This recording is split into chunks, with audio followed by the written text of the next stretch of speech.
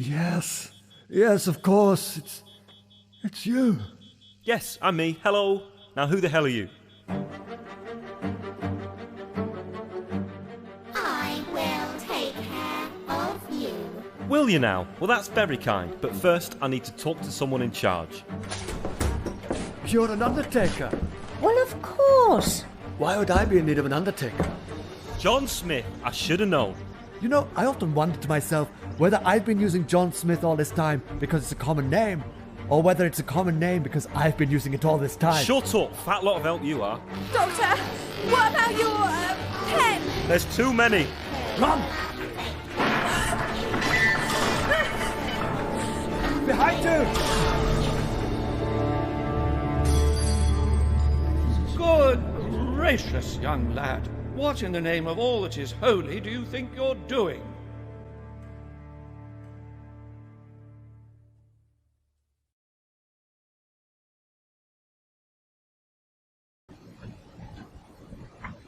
Gentlemen, the time has come once again to discuss things.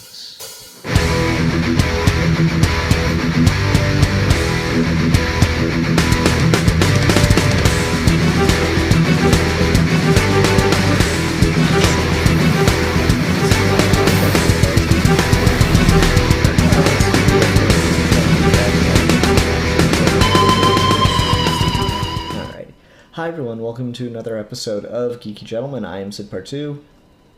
I'm a geek for fun. And we are continuing our Geeky Gentlemen fan project, fan films that have expanded exponentially outward to be more than just fan films. But that's okay, that's cool. Reviews. Today we are talking about a audio drama for Doctor Who. What's this one called, Alfie? This one is called... I know it's... Let me just get this back. Exhausted Supplies. I know Supplies was in there. This is Doctor Who Exhausted Supplies from the channel Luke Oliver. And it stars Peter Walsh, Jonathan Carley, and Meg Dawson in the main roles to give it the real Doctor Who credits. Indeed. So this is a cool poll. It's funny because I think Doctor Who fan projects fall into incredibly cheap fan films and audio dramas. I don't see much Doctor Who fan stuff outside of those two very specific things, which is kind of funny. But this is pretty impressive. I honestly think that the actors do a pretty good job of catching the right voice for both, Christopher Eccleston and Peter Capaldi. I think they do a pretty good job of being able to walk that line between an impression and imitation and still giving a legitimate performance. I saw some very flattering comments on this with oh my god, I thought the acting was so good, I thought this was an actual thing. I'm like, no, I mean, I can, going into it, I don't need to know this is a fan project to know that's not Christopher Eccleston. But it's also I go into fucking Aladdin 2, The Return of Jafar, and I know that's not Robin Williams voicing the genie, but that doesn't mean that it's a bad performance of the genie in that Robin Williams style, if that makes sense. I know it's an impression, I know it's an impersonation, but what I think is important is they didn't go after someone to do a perfect, absolutely, uncannily spot on, and I can't tell if it's actually Christopher Eccleston or not. They got someone to do a performance as Christopher Eccleston's Doctor, which I think is a really solid move as far as casting. Same goes for Capaldi. I thought the voice actor the voice actors doing the Doctors, I think, did a very good job of getting across clearly being the Doctor they're trying to be, and also actually sounding enough like that, but also doing an actual performance. Mm-hmm. I completely agree. I was really impressed with because the thing was, it's not just doing the voice, but the very distinct accents of Mr. Capaldi and Christopher Eccleston, the two Doctors, which probably would be the hardest picks to get a VA for because of the acts like being so prominent and being. But the major thing about these two, which I think these two actors really capture, is like the little ticks.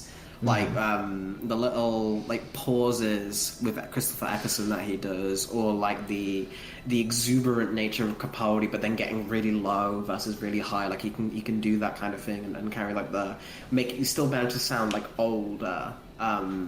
Is very hard to do, and I don't think it's perfect because you do hear sometimes where it's like, oh, it's a little doesn't have quite the gravity of Peter Capaldi, but also again these are probably the two most renowned actors who ever played the Doctor in terms of accolades. So it's definitely a feat that the two amateur VAs, I'm assuming, or professional VAs, I haven't quite looked at them up, but fan project VAs being able to do such a great impression of those two Doctors that serves the narrative and really highlights it. Because if that didn't work, the entire thing just kind of fall apart with Doctor Who. Is you have in your mind the Doctor that you want to hear is so much tied to getting that actor. Like, there's a lot of Doctor Who comics which are cool where the Doctors meet each other.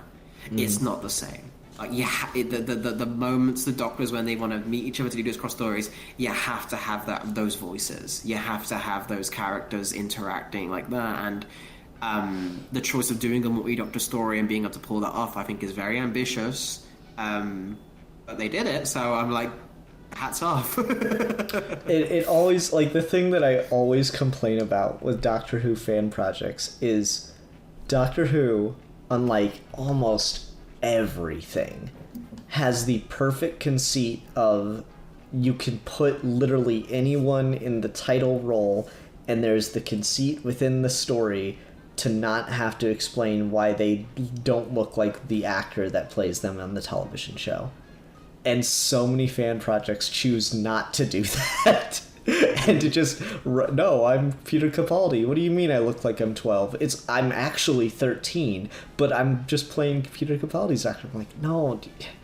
Like, you know, again, with fan projects, acknowledge your limitations, but the actors that they cast for this do a really good job of selling the performance and stuff. And the writing does, I think, a pretty good job of capturing the characters, for better or worse, because, like, they do a good job of capturing the thing about Peter Capaldi's Doctor that I don't like, which is he's very callous. Like, the fucking moment when they leave the retirement home or whatever it is, the sham home, and fucking 12 is just like, who? Oh yeah, no, she's gone. And I'm just like, God, I hate you. Like, I've always been triggered by 12 in that way, and I comprehend that it's a choice, but it's a bad choice. I don't. Again, I'm 12's my boy. I think what I like about this though is I think, before I get into this, I'm just curious. Like, so now you think, how do you feel about Eccleston? Because I don't think I've ever heard your take on 9. I mean, I like Eccleston quite a bit. Not the very first Doctor I saw, but like one of the first Doctors I saw, because I watched a couple episodes that a friend turned me on to, Blink, Doctor's Wife, and I think there was maybe one more. And then I just started from the beginning of the new stuff with Eccleston. And I've always liked Eccleston. I always thought he did a good job in the role.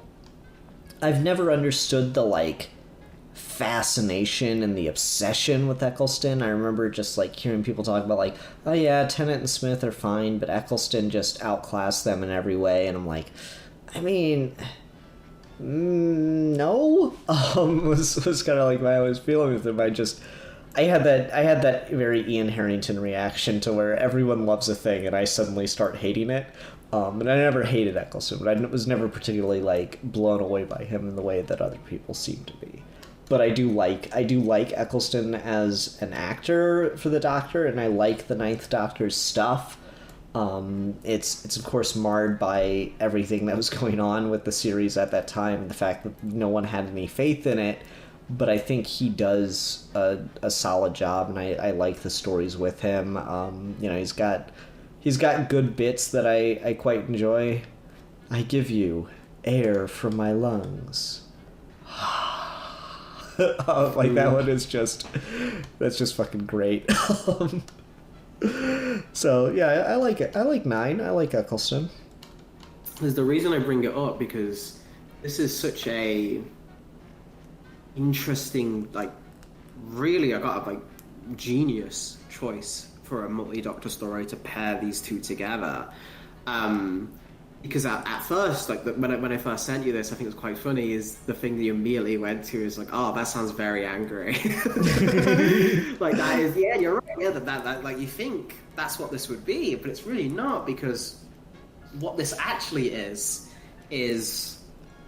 the arc that New Who takes doesn't end until you get to Capaldi and his final scene when he passes it on to Whittaker, and then just like the Chibnall stuff is very much just, even if you like it or not, it's a completely different story arc. Like, but the arc from 9 that starts with Gallifrey and the trauma of that and the guilt of that and kind of like the survivor's guilt about it, the PTSD that the Doctor has, is you think it gets resolved when Tennant regenerates.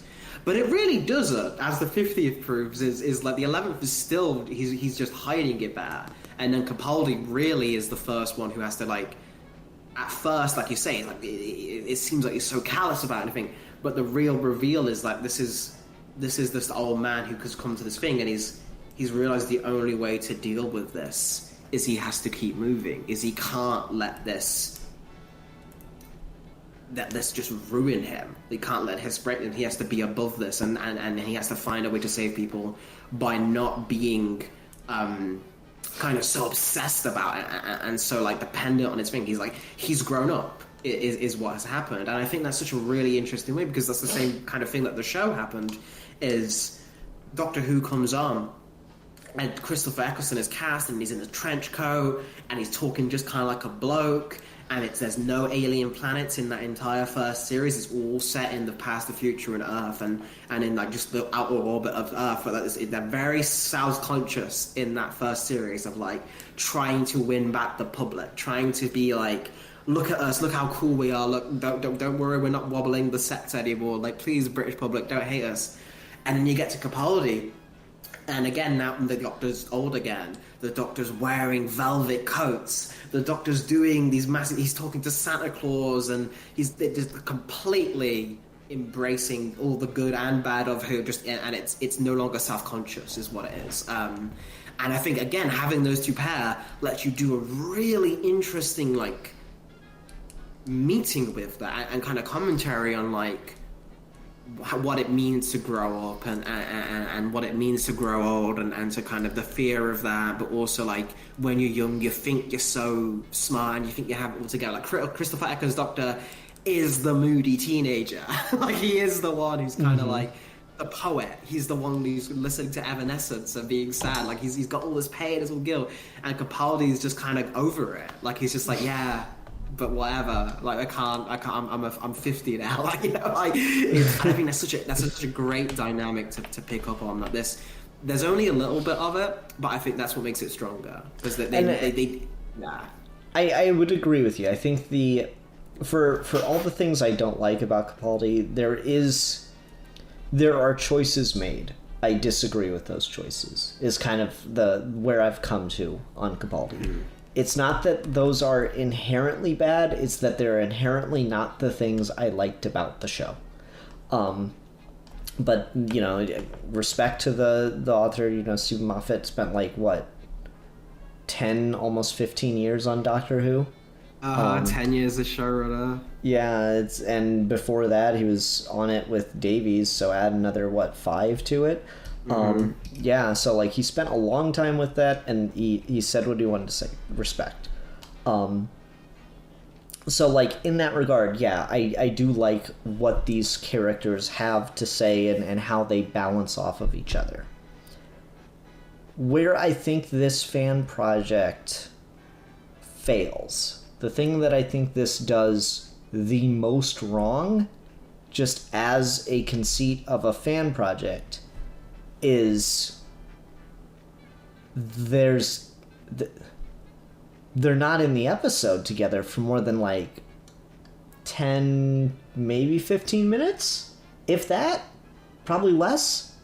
Like, I didn't go through and, like, count it out, but, like, we've got, you know, a 30, what are the parts for this? It's like 38 minutes and 30 minutes or something like that? Yeah, so it's 28 and 38. 28 and 38, okay. So you've got, you know, pretty much your, like an extra long episode. It's not like a full two-parter, as it were. But you've got a like, if it's like a special episode, right? Mm-hmm. And you've barely got the conceit of the thing that gets me excited about watching your story of the two doctors interacting on screen together, or on audio, whatever you want to call it. Like, and it's not that, like, for other fan projects, I would be more forgiving of a decision like that, because I could understand restrictions and having to balance within those restrictions, right? Like, if these were actors and like you've got like these really spot on like lookalikes, or you've got like, you know, very sparsely different locations, and I could comprehend how it might be difficult to get these people on screen at the same time. And if this were like an official thing that came out from the studio, I would understand, like, especially with how busy Christopher Eccleston always seems to be, I would understand being in bad Thor movies. I would understand getting those two actors on set together would be exceptionally difficult.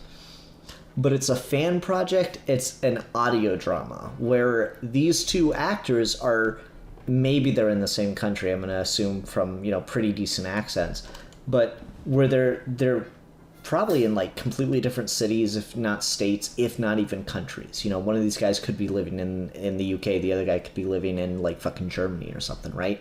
Like, these, I know how voice acting projects and audio dramas on the internet work. I did one with a guy from frickin' New Zealand as the lead character, and I had my friends living in frickin' like Florida and stuff playing supporting characters. You get the audio in, you cut it together. So I have to be pretty hard on the fact that I think it is a failing of concept to barely have your conceit characters interacting. I feel like that just on a scripting level, that was a really poor choice. That being said, like, within the context of the script, again, if this were like an officially made thing, I wouldn't really bat an eye about it. It feels like the kind of thing that the BBC would do to make this story happen. I mean, fucking hell. They sold 5 doctors on Tom Baker being in it, and they used a goddamn wax model and clips from a lost episode in order to get him in that fucking movie. So, like, I get it, but it within the context of a fan work, I feel like that's a really poor choice. And I do have to kind of harp onto it a little bit, because, like, I listened to this in chunks. I listened to a good part of the first part on my way into work this morning, and they fully 100% do not interact at all in the first part. They're never on screen together at all in part 1, and then it's a good chunk into part 2 until they are, and then they get basically 2 scenes together and go off separate again. And I really don't think that's a wise decision. I'm kind of curious what you think. I mean, I didn't even really notice it, admittedly, until you pointed it out, because, like you say, that's what the BBC does. As a Who fan, that's what these stories are. Like, that's just the expectation when you get a multi-Doctor story. Like, even the 50th, Tennant and her and Smith are in it, like, present together for a chunk of it, but they only interact like when they're in the dungeon and when they and when they have that first initial meeting, which is 2 scenes, and then the rest of it is focused on her, and then at the end focused on Smith, and then Tennant kind of takes a back seat. And then the rest of the Doctors, like, Chris use just stop clips, and like Pete Caribbe's eyebrows make an appearance. The most 2 Doctors have ever been on screen together at once is the 3 Doctors. Yeah. That and the Capaldi Christmas special with the first Doctor, which he's present for the entirety of that. So I guess it's just something, especially in the audio drama rounds, because Big Finish does this as well, where they get like Sylvester McCoy and Paul McGann and all these other actors to appear, but they're never together. Like Tom Baker and David Tennant had a box set recently, and I would be shocked if they are in that seat together, acting together in that for more than a thing. It's just like you go to it for the one scene. But you're absolutely right. It's just as a Doctor Who fan, I think maybe the idea was when they wrote this was trying to capture that official feeling of like, is it too fan baity to do it like as a full? Is that too much? Is that too kind of the thing of like fan wanking yourself off, that kind of thing? And maybe that's what that might have felt like, or maybe it might have been amazing. Like I can't really say, but I think you're right. I do think that can be seen as a failing, but I understand where it comes from as a Who fan. I understand I think why there the is choice something is to made. that when like you're so used to the restrictions that the actual things go through or put themselves through. Because like I could imagine that like maybe part of the reason for that is also like contractual like reasoning of I don't want to be on screen with this other one too much because he'll steal the show from me kind of thing. So like that could possibly be like a real world reason for it. But no, I just like as a fan thing, and it's so funny because sometimes fan projects end up being like far too ambitious for what they're capable of presenting, and this is one of those rare instances where they were trying either so hard to work within their restrictions or trying so hard to be like the official things that work within real world restrictions that it ends up coming off kind of not poorly, because again, I like the story in and of itself. If you told me this was an official Big Finish thing and fucking Peter Capaldi and Chris Eccleston just had like a weird voice thing that day or some shit, like I would believe you. I would 100% take it. I wouldn't bat an eye at it. It's the fact that I know it's a fan thing, and I sit there and I'm like waiting the whole time, like, and I piece together pretty quickly. They're on the same planet, they're on the same planet at different points in time. I'm like, okay, so when are they going to interact? I'm like, all right, I could wait till part 2 till you get an interaction, and I legitimately thought that part 1 had a pretty good cliffhanger with the Doctor with 12 getting in the transport pod and all that stuff. I thought that was a legitimately good choice for, make us wait throughout part 1, give us a good cliffhanger to go into part 2, and that's where they're going to start interacting. And it seemed like I was on the money because you're pretty short ways into part 2, and then you've got 12 and 9 together. And then it is just so brief.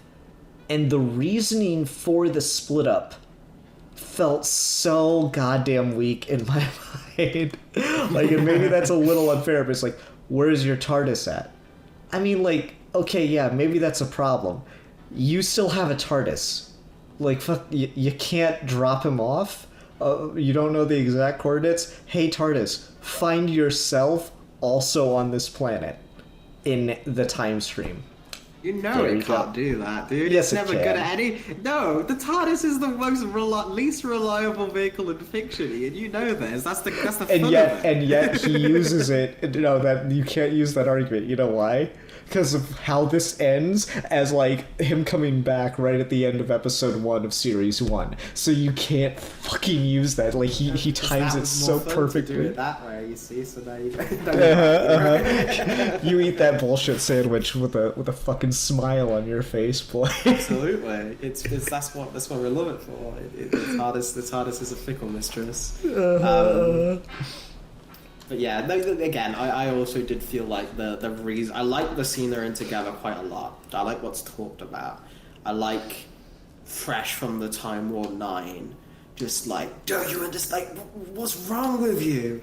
And 12 just being like, wow, I was really like this. I need to chill out. It's so fun seeing him meet an angrier Doctor. That was so good. I love him being the mellow one. And it's true that he is, because again, he can be a vicious bastard sometimes, but at the same time, he's the one who has the sonic sunglasses. He went back in time and introduced the word "dude" 3 centuries early. Like he's very kind of chill out, kind of wise sage, and I like that playing off of each other against 9, because 9 normally feels like such a fighter, and to have him kind of be humbled. At least when he doesn't realise that at first, by this Doctor who has been and got over his pain and everything, is kind of heartfelt as well, because you know 9's the one who, like, just the conceit that we have here, that this takes place in that jump from episode 1 where he leaves Rose and then comes back. The idea that if he didn't meet 12 here, he would have just kept going and never gone back to see Rose, I think is genius. I think that's a really good way of saying how traumatized this guy was. Is he had finally a companion he wanted to do, but he doesn't want to do it because he's so scared. He's so scared of what that will do to him. And he's not wrong, because the Rose situation is going to end really fucking badly for him. But it's that part of that healing process he needs to go on. I just like the fact that 12's like, no. Go get that pussy, man. Yeah, he's like, no, that's absolutely bomb. You don't understand. You need to go back. You see Billy Piper. You need to pipe her. You understand? It's wonderful. But yeah, I think that ties into as well with the choice of the 2 planets, of the planet where everyone lives. I need a second to recover from Piper. I'm sure that's a joke in Britain for fucking years, but it's my first time experiencing it, so just give me a second here. I'm sorry, I'm good. You were saying about the planets. That's okay, buddy. But the choice of the planets as well, kind of representing the Doctor, is you have the planet where everybody lives, and then you have the planet, which is what Peter Capaldi says is the quote, is everything dies. I think is again beautiful touch, of how their worldview changed, of both of these things being something that on their own can't really exist. They need the other, and they're kind of exploiting the pain of the other. That's a very Doctor Who-ish scheme, the idea of taking the idea of just a morgue, of a funeral home, of a care home, and making it sci-fi and making it weird and creepy and exploitative is a very Doctor Who plot. And I think that's something that a lot of fan works I've seen miss. A lot of the fan works always want to go to the Time War, or they always want to have the Daleks fight something. They always, the cool thing with Doctor Who is the taking the mundane and making it alien and making it different, and the stuff that you interact with on a level kind of thing. So I want to give them kudos for that choice as well, because I think that's a very conscious decision of people who get Doctor Who and aren't just fans of it. They understand it.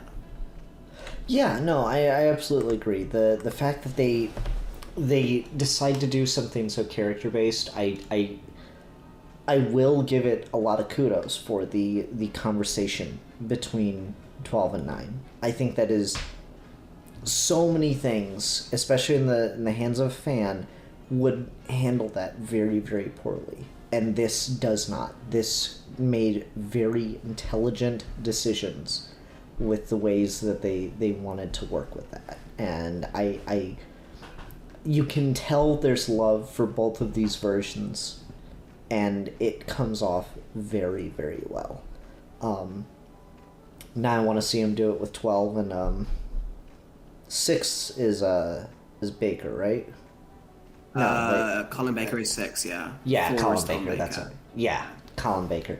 Yeah, that's the one I want to see so badly, because That'd be great. those are the same person. That is I've not changed so much after all, and I used to have better fashion sense. So no, I do really appreciate the take here. Again, I come off as like hating on Capaldi. It's just because it makes so many decisions that I don't care for, but it's an epitome of like really well done execution, even with a premise I don't like, you know. And so it's still impressive to be able to see. Like, I guess I appreciate 12 more through others' eyes than I do on my own, if that makes sense. And it's always kind of a joy to get to see that here. Just talking more about this thing, though, I like the overall plot. I thought, again, it was just a very clever, very, very recognizable as a Doctor Who idea. Going to the same planet at different points in its history, and I like the fossil fuel thing that felt very Doctor Who to me. I thought that was a really cool move. Just a very intelligent and well done story. I quite appreciated that aspect of it. It's pretty well handled. I feel really bad for the temporary companion in this episode. Like, even her happy ending is still pretty sad. And so I didn't like that, and that felt like a Capaldi thing. Like, it was well handled, but I felt bad for her. She got kind of a raw fucking deal. I think that just, you have to, because I don't know how the, because Christopher Eccleston has done a Big Finish box set very recently that I do want to get a chance to listen to. I feel like just the conceit of 9, like, you have no choice but to make every spin-off story that isn't in the main storyline with him have a sad ending. Because the point of his series arc is him finally getting some happy ones. Like, the empty child doesn't work if prior to that he did have a win. Like, that needs to be his first win in a long time to make that work. So, like, it's just even less than Capaldi, although that's true, Capaldi does let you get away with that as well, so it's probably why they're a good pairing. But, like, if you're gonna use 9, you are kind of fucked. Like, you do have to make it sad. Like, there's no other way, otherwise you touch something that will hurt what worked in the main series. Like, you touch what the point of him was. Mm-hmm. No, I think that's fair. Again, it's just, I feel really bad for her. She was all like, she got some raw deal.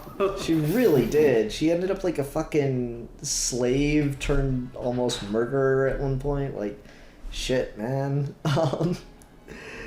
She, like, just unnecessarily, she spent like 5 years just, oh man, I felt really bad for her. It's not a good time. It's not a good time. I hope she had a good old lady life. That's what I hope.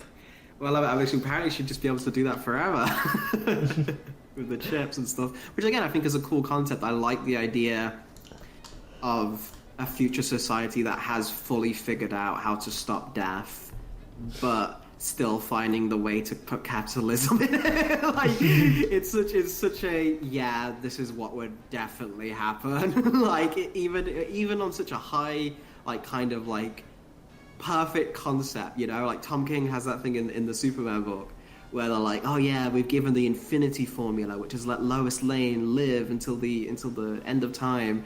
But then you're like, yeah, Doctor Who very clearly is like, people would absolutely be selling that and exploiting that and finding loopholes, and only the rich would have it. And it's like, yeah. Yeah. I remember that meme of like, rich person gets, key to immortality, immediately starts using their fortune to fix global warming. I like that one a lot. Yeah, there's a lot of cool stuff in here. I just want to say, if the Capaldi voice actor is listening, and you want to work with me on doing just an absolute Stephen Moffat shitpost parody moment, please reach out. I would be so hype. I've got this idea, and I need a really good Peter Capaldi voice actor to pull it off. So if you want to be famous for just the absolutely most absurd take from Peter Capaldi's Doctor, let me know. If you don't want to do that, because he's got some sinister plan up his scheme, I know anyone who worked on this, please let us know, because something I want to give a props to is the editing. I know how hard soundscapes can be in audio, and this didn't blow me away or anything, but it was done, almost contrast to like the Justice League thing. This was done very professionally, very, like it never took me out of the experience. I always kind of, I had a couple times where I was struggling to see, all right, where am I now? Where are the characters? But then I just had to wait like a second, and then the character would have a line, or like there'd be a sound effect that would help bring me back, which I think, again, is a good sign that this isn't something that was written and then turned into audio. This was something that was written specifically to be a audio drama, and I think that's very, very commendable, and something an easy misstep to make. And I always have a lot of appreciation for people who can pull it off well, because it's hard and it's very time consuming. Yep, absolutely agree. I thought the audio editing and placement and stuff was pretty good. I think they went a little overboard on some of the effects for the robot voices. That's always like a really hard line to walk, like when you have the robots, especially like the old ones that are supposed to be more broken down, talking, it got really difficult to like distinguish the actual words they were saying, at least for the way I listened to it with car speakers, which I mean, that can sound bad, but it's also surround sound, really clear audio in an isolated area, right? So like that is a pretty ideal way to listen to audio drama. And just there was a lot of muffling, and it got kind of hard to understand some of the words from the computerized voices, and I think it was just going a little too hard on the effects would be the reasoning behind that. But that was really the only like formatting problem that I noticed, I guess we'd call it. Yeah. All right, I think that will do it, unless you had anything else you wanted to bring up. Yeah, that's about it. I would like I've seen that this channel has done like impressions and stuff. I would love to see another attempt at something like this, because I've seen that the person who writes the thing also did the Capaldi voice. And they do a couple of voices of the other doctors, like 10 and stuff. It was like, hey, just make this like a series, like pick 2 doctors and write a story with them, and maybe to satisfy Ian and not one of the gaslighted, obedient Who slaves that I am, who will just take like 5 seconds of Patrick Troughton on screen. Actually have them interact for more than time might actually be good. It's a concept that I've struggling to wrap my head around as well, but I think this American might have a good point. Alfie, whose eternal advice is no, go harder. This is why. This is like the reasoning is you've been like starved for so long. you just need it. That's so funny to me that like you didn't even pick up on the fact that they could have gone ham with it, and you're like, no, it was fine.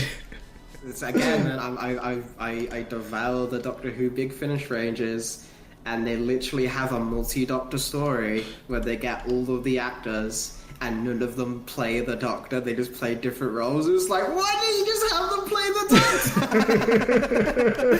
It's such a because the art on the box set has all the Doctors in it as well, and it's like you think it's gonna be a big crossover story, but it's not. It's just like, oh well, this is where all the faces came from. It's like, okay, that's kind of conceptually, but also this would have been much better if we had the guys in. So yeah, we're very beaten, the Who fandom. We're very like repressed. That's so funny. Oh my god. All right. Next week. Oh wait, no, we need to do ratings. Sorry. I'll go ahead and go first. I'll give this 4 out of 5 retirement plans. For me, I will give this you know what? I had a really good time with this, and I do respect the ambition and things. So I'll give this 5 out of 5 just for the thing. I'll give it 5 out of 5. Much inferior Peter Capaldi impressions. Nice. All right. Next week, I didn't realize this had finished. I'd been following it as I was going, and I guess I missed a couple posts or something, and it just wrapped up when I wasn't paying attention. We're gonna be reviewing the Namek fan manga. Oh God. I don't even know who the author is. Arma to be or something like that is the way I think it's pronounced. This is a fan manga that gives Bulma a wider role in the Namek story. And like Alfie and I had talked about this of like if Toriyama had planned everything out from the beginning, the move would probably have been to put Bulma and Vegeta in more scenes together on Namek and kind of develop that relationship from there. And this kind of basically runs with exactly that premise. So that's why I was very, very interested in it. So it's just telling the story of Namek and like where that all kind of goes, but just giving Bulma and Vegeta more screen time together. This is a person more known for doing like Vegeta and Bulma like shipping comics and stuff. And it definitely gets into that territory, but it's something I was very interested to talk about, especially because it's pretty good length thing. I'm just checking it out on the website now. But yep, we'll be talking about that next time. AMARTBEE, however you would say that. New rule. Your pinned tweet must be a video of you pronouncing your username for me to not watch. All right. Until next time, everyone, I'm the Philosopher. And I'm still working out how to pronounce side part tre. and I'll be a champion of the oppressed. And we have been your Geeky Gentlemen, and we will be discussing things.